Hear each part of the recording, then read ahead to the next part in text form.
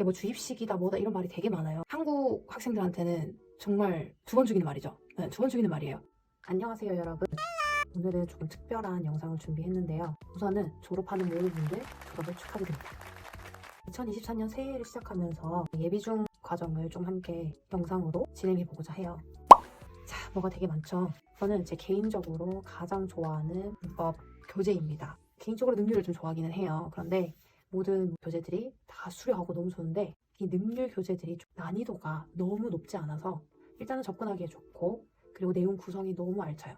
특히 이제 초등학생에서 중학생이 되는 약간의 공부의 스타일의 변화가 필요한 분들에게 잘 적응할 수 있게 만들어주는 그런 교재라고 보면 됩니다. 사실 학원을 다니시는 분들이면 리딩 튜터를 함께 진행하는 학원이 정말 많을 거예요. 저는 혹시나 학원을 다닌다 하더라도 다니고 있는 학원의 다른 학생들에 비해서 레벨이 조금 안 맞다, 내가 좀 뭔가 부족한 것 같다 라고 하는 분들이나, 아니면 아예 학원을 다니고 있지 않은 분들이 학원보다는 좀 개인적인 공부로 영어를 준비해보고 싶다 하는 그런 학생들에게 어떤 방식으로 공부를 해야 하는지 조언을 좀 드리고 싶습니다.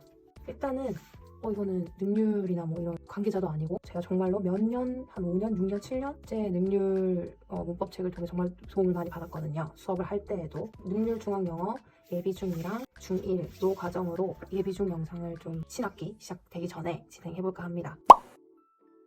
우리가 지금 예비중 학생들 같은 경우에는 자유학기제라서 아예 시험 대비를 할 필요가 없는 그런 상황이잖아요. 중2 때부터 시험이 시작되는데 중1은 조금 가볍게 빡세게 하지 말고 그냥 설렁설렁 할까 하는 생각들이 많이 들 거예요. 물론 그것도 도움될 수 있어요. 왜냐면 시험 치지도 않고 뭐 특별히 무슨 1차고사, 2차고사 이런 게 없는데 막 열심히 공부하다가 막상 중2 돼서 힘 빠질 수도 있거든요. 그런데 지금 우리가 중요하게 생각하는 거는 기본적으로 해놔야 되는 걸 해놓자 이거예요. 기본적으로.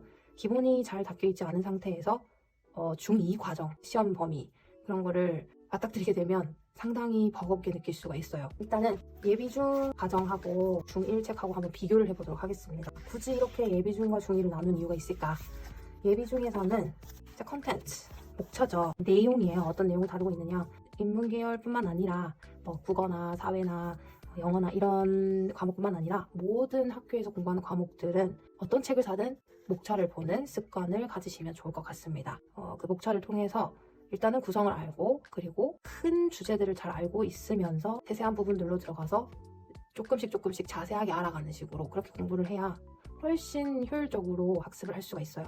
자, 이렇게 내용이 구성이 되어 있고요. 기본적으로 품사들이 나옵니다.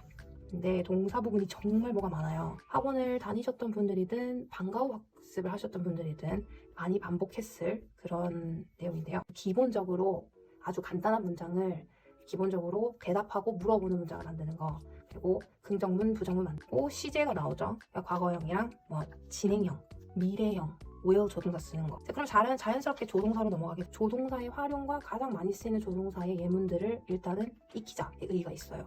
그리고 하나, 둘, 셋, 넷, 다섯, 여섯, 7번째 접속사는 여기 있지 않습니다. 그 아이는 중1 과정에서 나올 거예요. 문장을 만들어내는데 아주 중요한 6가지. 자, 그러고 나면은 이제 중1 과정에서 한번 어떤 내용인지 볼게요. 기본적인 품사를 잘 알았다면 문장을 어떻게 구성하게 되고, 그 구성을 하는 데 있어서 가장 큰 영향을 주는 동사, to, 부정사, 동명사 이런 내용이 나오죠. 근데 그 전에 문장의 형식이라는 게 나와요. 사실 너무 어렵게 생각하지는 않았으면 좋겠어요. 그 형식을 좀 외워야 되는 부분이 있긴 하지만 이게 뭐 주입식이다 뭐다 이런 말이 되게 많아요. 그렇게 공부하는 게 별로 효과가 없다 하는데, 효과를 떠나서 내신 문제를 풀려면 이 원리 원칙을 수학적으로 배우지 않으면 문제를 풀 수가 없습니다. 그냥 이렇게 써도 맞는 말이고 저렇게 써도 맞는 말인데 그 둘 중에 하나만 답이라고 하는 게 내신 문제거든요. 그리고 수능의 어법 문제도 그러해요. 그리고 이게 결국에는 작문을 정확하게 하는 기초 토대가 되는 거기 때문에 주입식 교육, 뭐 문법 위주로 하는 수업 이런 게 영어를 망친다? 그거는 한국 학생들한테는 정말 두 번 죽이는 말이죠. 네, 두 번 죽이는 말이에요. 문법 원칙대로 제대로 배워놓는 게 지금밖에 시간이 없거든요. 지금 학생일 때 정말 여유있게 학생의 수준에 맞게 중1은 중1대로, 중2는 중2대로, 그래서 문법 공부에 대해서 회의적으로 생각하지 마시고 수학 원리 처음부터 4층 연산부터 단계별로 배우잖아요. 다양한 분야를. 그거랑 똑같이 생각하시면 돼요. 그렇게 생각하니까 너무 하기 싫다. 하기 싫지만 해야 하기 때문에 도움을 드리고 싶군요. 자, 그래서 이 예비중하고 중1하고 과정을 잘 섞어서 영상을 좀 만들어 볼까 합니다. 잘 섞으면 어떻게 되냐면 일단은 품사를 잘 익히면서 이 동사들의 종류를 통해서 형식을 익히고, 그리고 이제 그 문장을 구성함에 따라서 필수적인 이제 요소들하고 수식어를 좀 구분하는 방법. 이렇게 이야기하면은 문장을 가지고 이렇게 분석한다는 건가라는 생각이 드시잖아요. 약간 그거랑 비슷해요. 이 책을 진행을 할 거라고 하기로 이제 생각을 한 이유가 뭐냐면, 이 책의 구성이 일단은 원리, 원칙, 대응 설명을 잘 해줍니다. 이렇게 설명을 해주고 나면요, 문제를 간단하게 풀 수 있어요. 이제 저는 이거를 다 문제를 풀고 이런 걸 영상에 넣는 게 아니고 이제 중요한 포인트들만 이제 짚을 건데, 여기 Reading with Grammar 보이시죠? Reading with Grammar. 책에서는 Reading with Grammar에서 상당히 가져갈 수 있는 부분이 많아요. 물론 이런 그래머가 함께 그래머를 체크할 수 있는 reading passages들이 이 책만 있는 건 아니지만, 아까도 말씀드렸다시피 상당히 난이도가 좀 평이해요. 평이하다는 말은 그렇게 많이 어렵지 않다는 겁니다. 그래서 간단한 예문들과 또 간단한 이야기들, 아주 간단해 보이지만 독해가 잘 안 되고 내용 이해가 잘 안 되면 문제를 풀 수가 없거든요.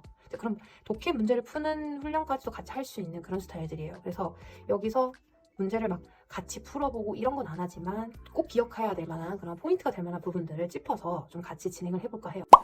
기본적으로 알아야 하는 이제 품사들하고, 그리고 문장의 구성 요소들, 문장의 구성 요소들을 어떻게 조합을 하느냐를 결정짓는 동사의 활용, 동사의 활용과 그에 따라서 생겨나는 이제 뭐 목적어가 온다라던가 보어가 온다라던가 이런 부분들, 거기다가 문장을 상황을 더 풍부하게 설명할 수 있게 해주는 수식어들, 이제 그런 걸 만들려면 어떤 장치들이 필요한지, 구슬들로 팔찌를 만든다고 생각을 하면 돼요. 각각 다른 색깔의 구슬들이 막 있는데 이거를 어떻게 끼우냐에 따라서 다른 디자인의 팔찌들이 만들어지잖아요. 그렇게 생각을 하면 훨씬 더 편하지 않을까. 새해부터 시작되는 예비 중 가정 영상을 많이 기대해 주시면 좋겠습니다. Thank you for watching. See you soon.